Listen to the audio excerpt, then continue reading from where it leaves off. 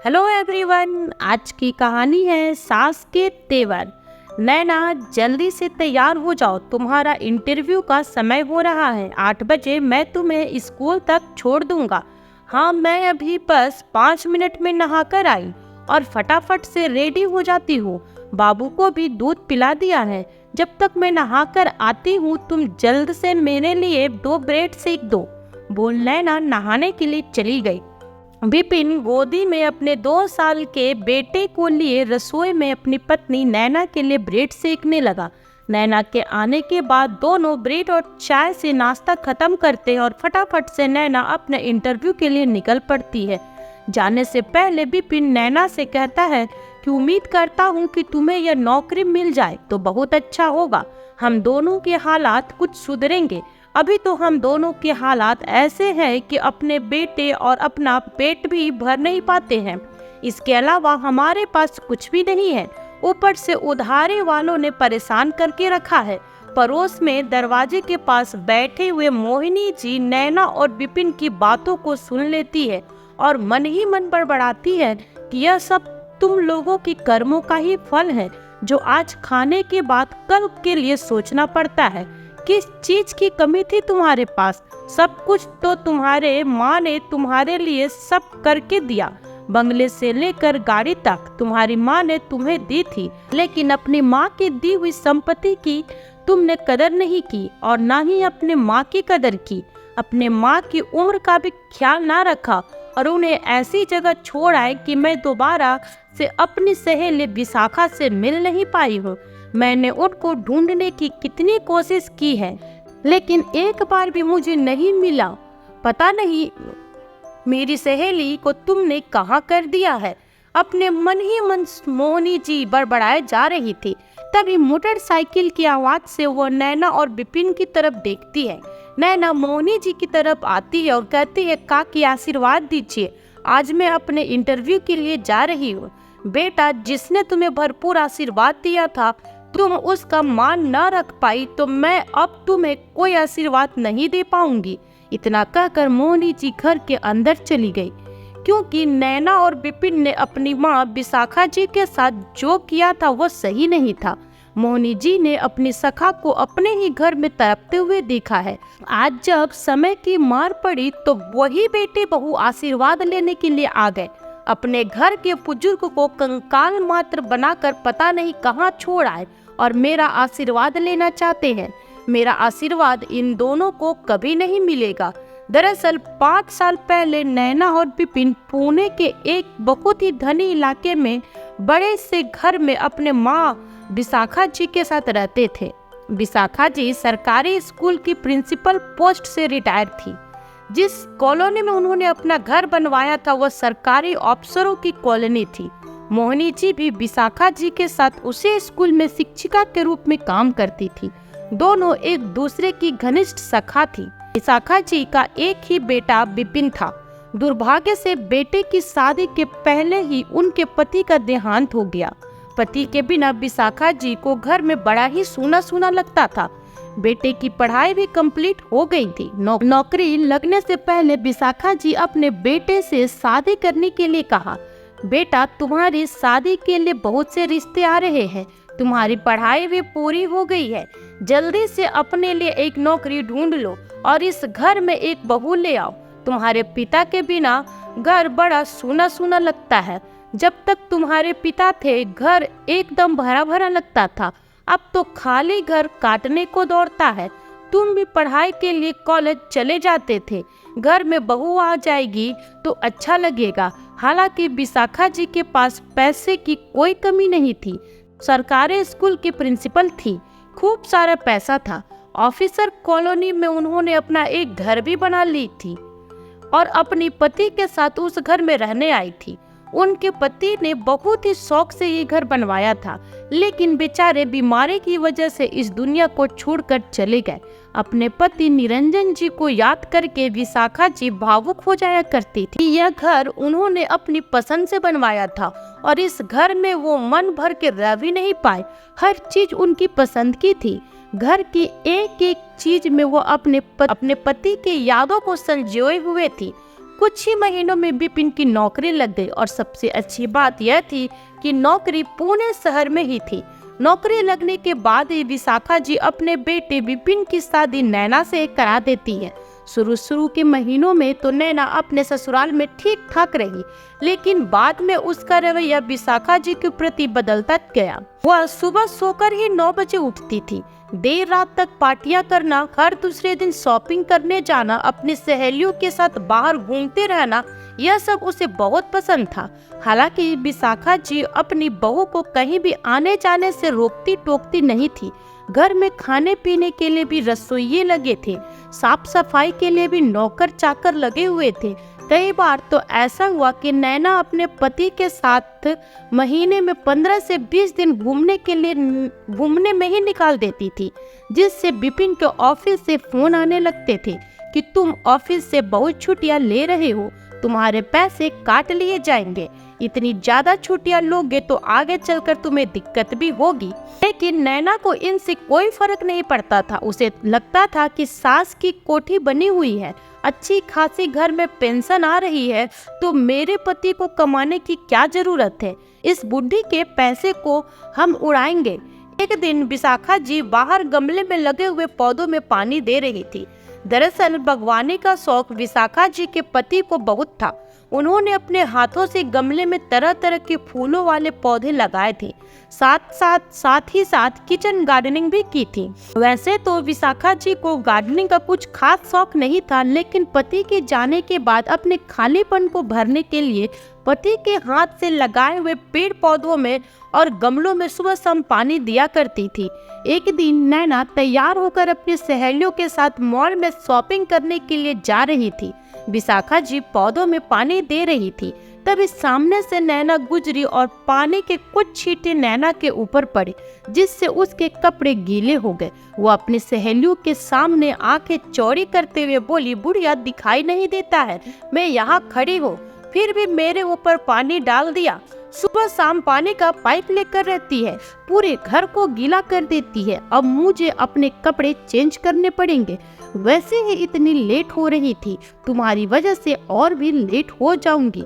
विशाखा जी अपनी बहू को मुंह ताकते रह गए। बहू अपनी सहेलियों के सामने किस तरह से मुझसे बात कर रही है, यह बहू का क्या तरीका है मुझसे बात करने का। वो कुछ कह पाती इससे पहले बहू पैर पटकती हुई अंदर कपड़े चेंज करने के लिए चली गई। विशाखा जी अपनी बहू के रवैये से बहुत दुखी थी।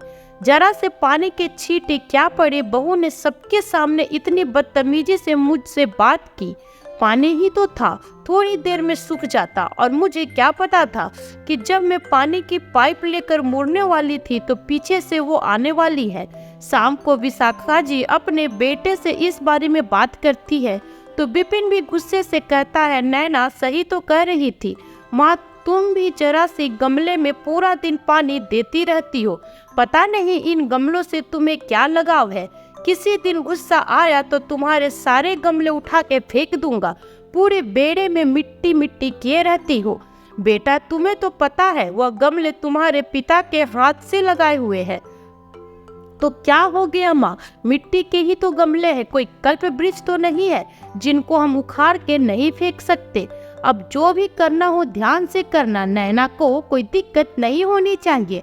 अपने बहू बेटे का रूप देख विशाखा जी को आने वाले समय का अंदेशा होने लगा था कि आगे का समय या कहिए उनका बुढ़ापा ठीक नहीं जाएगा। इन्हीं बातों से परेशान विशाखा जी पास के पार्क में अपनी सखा मोहिनी जी के साथ टहलने के लिए चली गई। मोहिनी जी और विशाखा जी दोनों ही शाम को पार्क में टहलने जाती थी और एक दूसरे से अपने मन की सारी बातें करती थी। मोहिनी जी अपनी सखा को सलाह देती है कि आपको अपने लिए कुछ सोचना चाहिए। अभी तक तो अपनी पेंशन आप बेटे बहू को दे रही थी, लेकिन बेटे बहू के रवैये को देखते हुए आपको अपने हाथ में कुछ पैसे रखने चाहिए। घर पर आकर विशाखा जी अपने बेटे से कहती है, बेटा मेरे बैंक के कागज और एटीएम कार्ड मुझे दे दो, मुझे अपने लिए कुछ पैसे निकालने जाने हैं और एटीएम कार्ड भी बदलवाना है। भड़कते हुए विपिन कहता है, क्यों माँ, आपको कार्ड बदलवाने की क्या जरूरत है और आपको बैंक जाने की भी जरूरत नहीं है। कुछ पैसे चाहिए तो मैं निकाल के दे दूंगा, लेकिन हाँ, बैंक में ज़्यादा पैसे नहीं है, 1000 रुपये ही दे पाऊंगा। बेटा, मेरे ही पैसे मुझे देने से मना कर रहे हो? कार्ड भी मेरा है, मुझे मेरा ATM कार्ड वापस चाहिए और मेरे सारे कागज भी वापस करो जिस पर मेरी पेंशन आती है। सब कुछ तुमने अपने पास रखा हुआ है। इसी बात को लेकर के विपिन और विशाखा जी में एक तीखी बहस हो जाती है। नैना अपने पति को भड़काते हुए कहती है, देखो जी, यह घर तुम्हारी माताजी के नाम है। अब तुम्हारी माताजी के ऐसे तेवर है तो आगे चलकर पता नहीं क्या करेंगी। हमें कुछ न कुछ जरूर करना पड़ेगा, इस घर को अपने नाम करना पड़ेगा। साथ ही साथ माँ की पेंशन भी उन्हीं के अकाउंट में आती है। आज वो अपनी पेंशन पर हक जताने लगी है।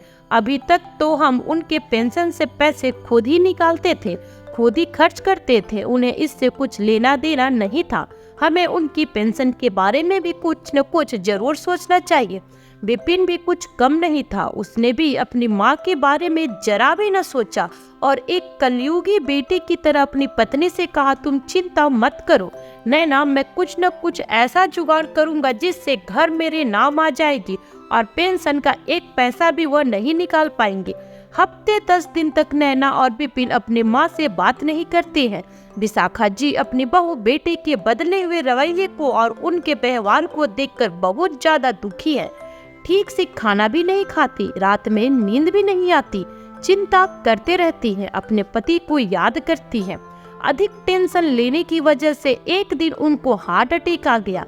आनन फानन में अस्पताल में भर्ती कराया गया। हफ्ते भर तक अस्पताल में भर्ती रहती है।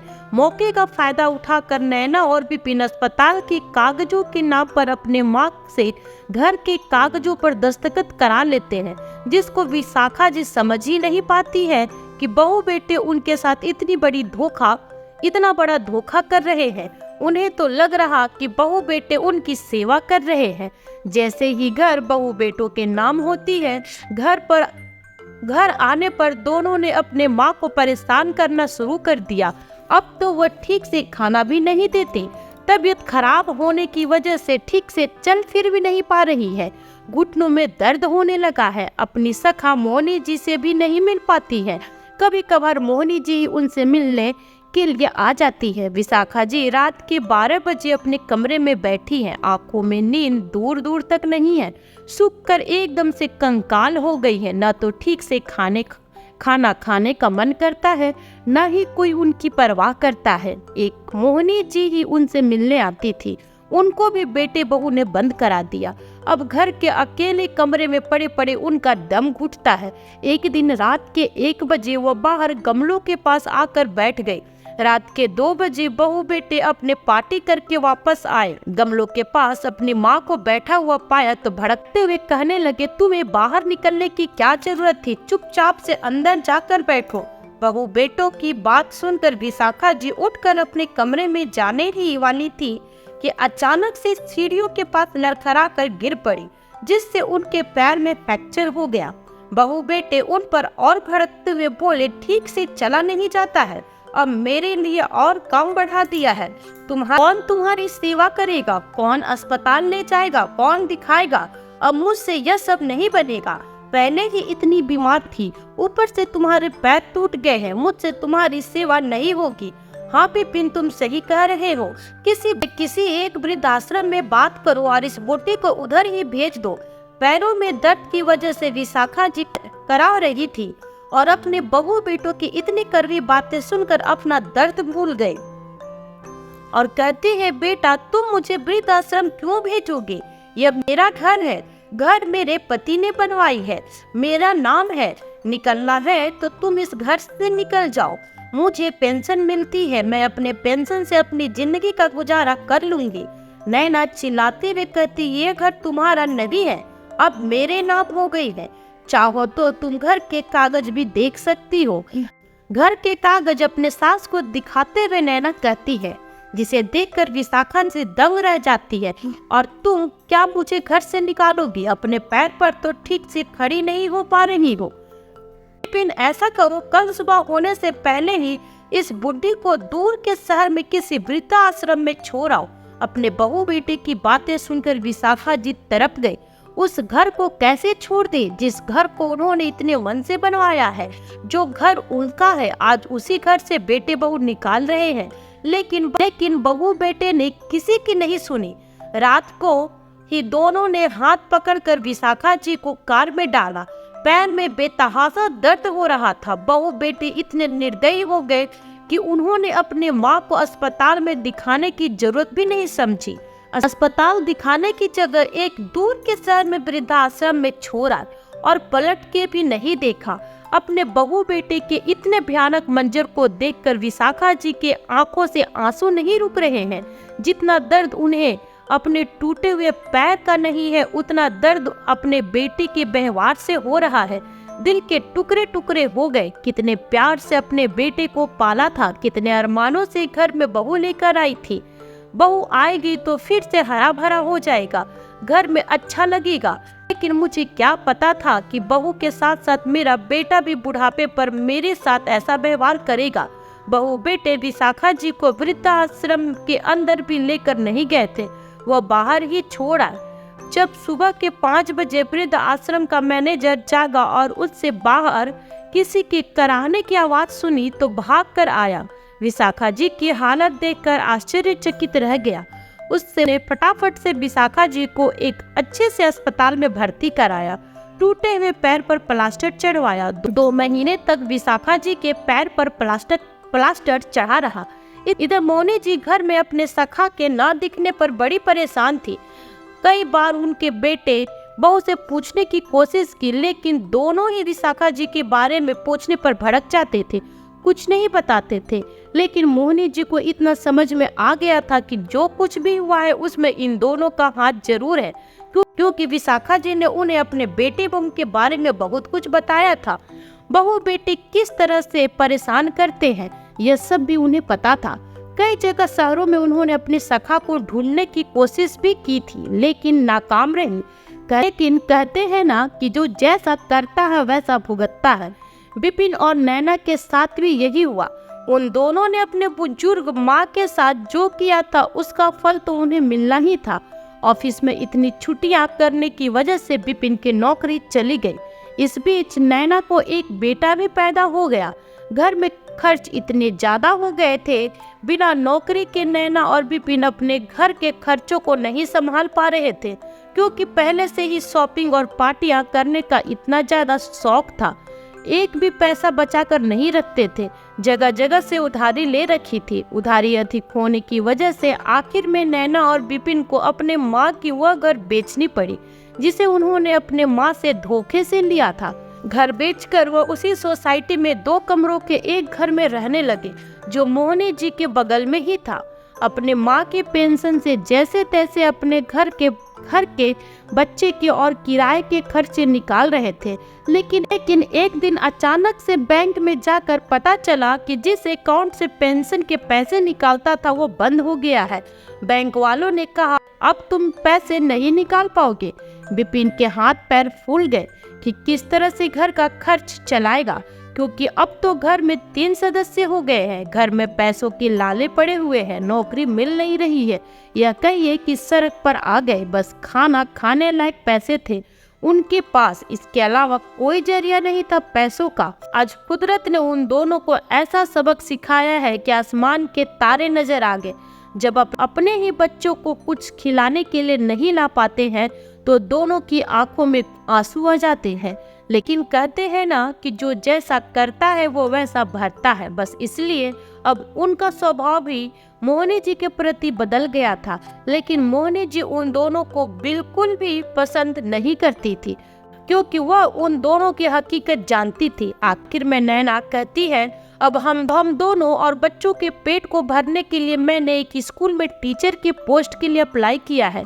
अगर तुम्हें नौकरी मिल रही है तो मैं ही अगर तुम्हें नौकरी नहीं मिल रही है तो मैं ही हाथ पैर मार कर देखती हूँ, जिससे अपने बच्चे को कुछ खिला सके, अपना पेट भर सके।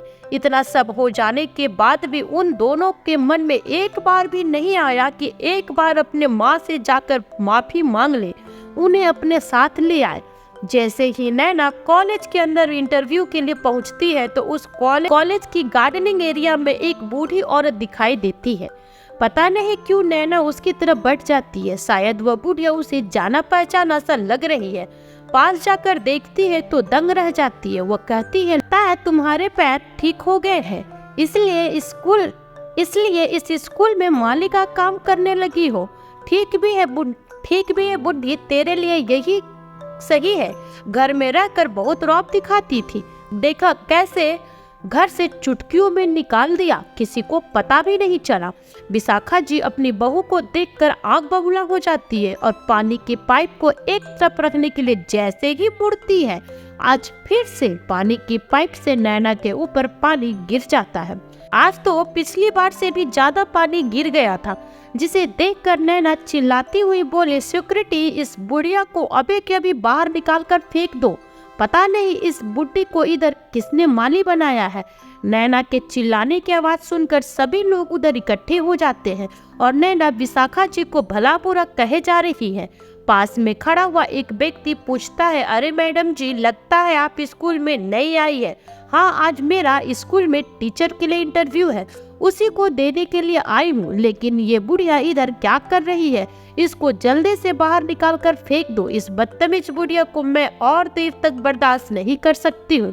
तभी विशाखा जी कहती है, बहू, जिस स्कूल में तुम टीचर के पद के लिए इंटरव्यू देने आई हो, मैं उस स्कूल की प्रिंसिपल हूँ।